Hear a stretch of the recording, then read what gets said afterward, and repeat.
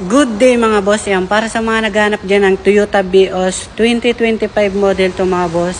Halos bago pa naman to mga boss kasi 2025 model, nasa buwan lang siya nagamit, okay?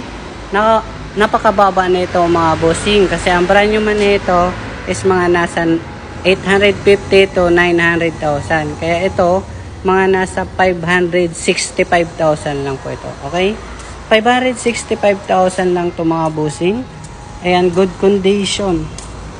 Good condition dito. Ayan, wala siyang basag. All original paint po ito. Wala pa kaming nagagalaw. Okay. Ayan, nilinisan na namin. Original lahat ng salamin. Tapos dito sa gulong, mags. Ayan, bagong-bago pa mga busing. Ituturo ko lang yung issue niya. Ito. May konting sagi siya dito. Dense ng konti. Ayan. Hindi naman siya masyadong grabe naman. Okay, so dito, ayan, yung dents niya. Yan lang issue niya mga boss.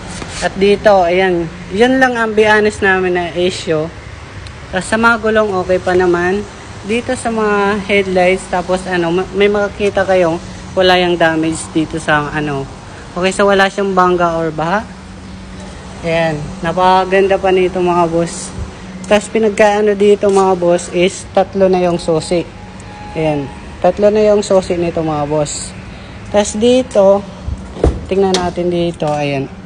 Malinis pa siya mga boss, nakabalot pa rin yung upuan niya. Ayan.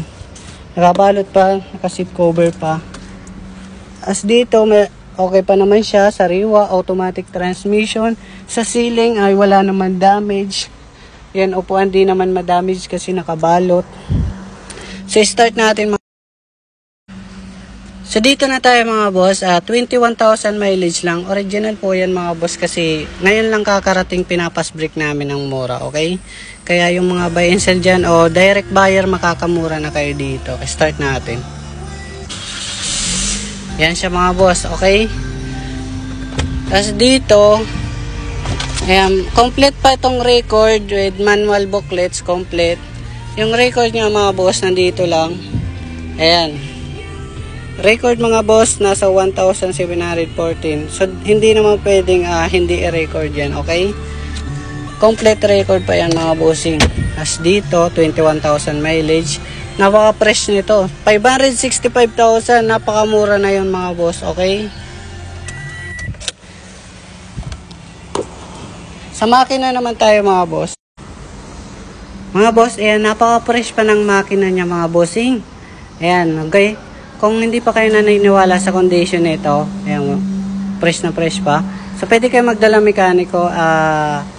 I-ano nyo rin, i-test drive dito. I-check nyo mabuti, bahala kayo. Pero para sa amin, na fresh pa to, okay. Itong condition ng makina, okay? Sa papel naman, tupalo lang kasi kakarating lang. Pero may ano naman kami, rehistro ng unit. Basta kaya nyo naman magamit yan, okay? So, wala namang problema yon sa mga kumukuha kapag galing bangko talaga. So, pag nagka-problema man sa papel, usually may utang pa ito, pwede nyo pong ibalik dito. Hindi naman ito magsasara kasi company car pa ito eh. Banggitin ko yung presyo mga boss ay nagkakalaga to ng nasa 565,000. At dahil nakapalo ka naman siguro sa akin, ayan, 555,000 na lang. Okay? Para sa mga followers natin dyan. So, marami pa ditong available guys. Binibigay ko na yung presyo nito, best price para sa mga nanonood. 555,000 sarado. Thank you po.